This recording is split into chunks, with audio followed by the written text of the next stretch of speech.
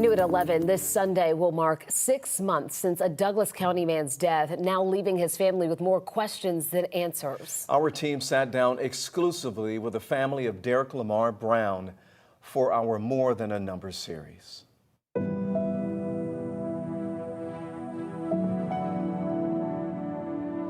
I can't hear him. I can't touch him. I can't hear his laughter. We would never have that again. The pain still persists for Joanne Brown. He didn't have a choice. They didn't give him a chance. On Sunday morning, January 28th, her son, 41-year-old Derrick Lamar Brown, spoke with his mother for the last time.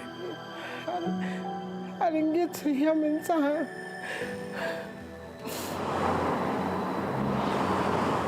Derrick's family says he and his girlfriend were living in Douglasville.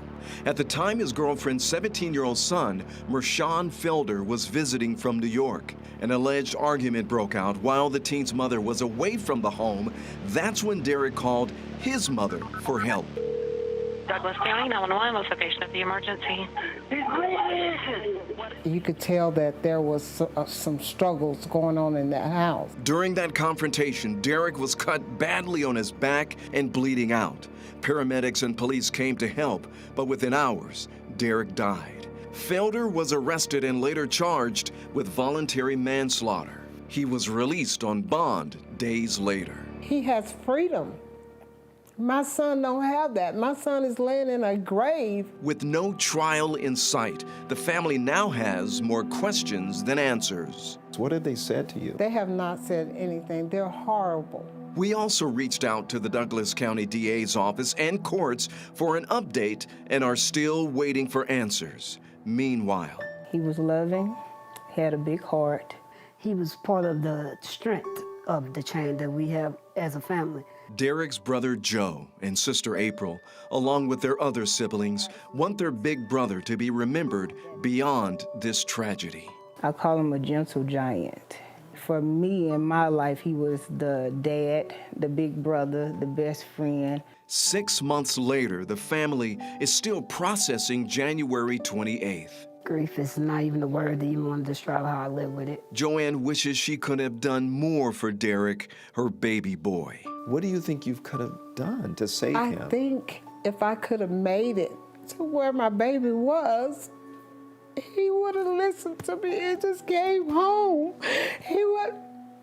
6 months later, the family is still dealing with the loss of Derrick. Joanne shares this advice to Georgia families also fighting for justice. You're not just another number. I'm pretty sure they have a lot to do, but your case is just as important as any other case.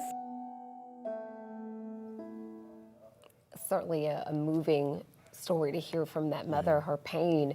And we know tonight that we want to remind you that More Than a Number isn't just about telling stories like Derrick, but also helping and supporting families experiencing loss. Yeah, that's right, Jennifer. So 11 Alive has now created a resource guide for families online right now that includes information from the Georgia Crime Victims Compensation Program. You can access it right now at 11alive.com/more than a number.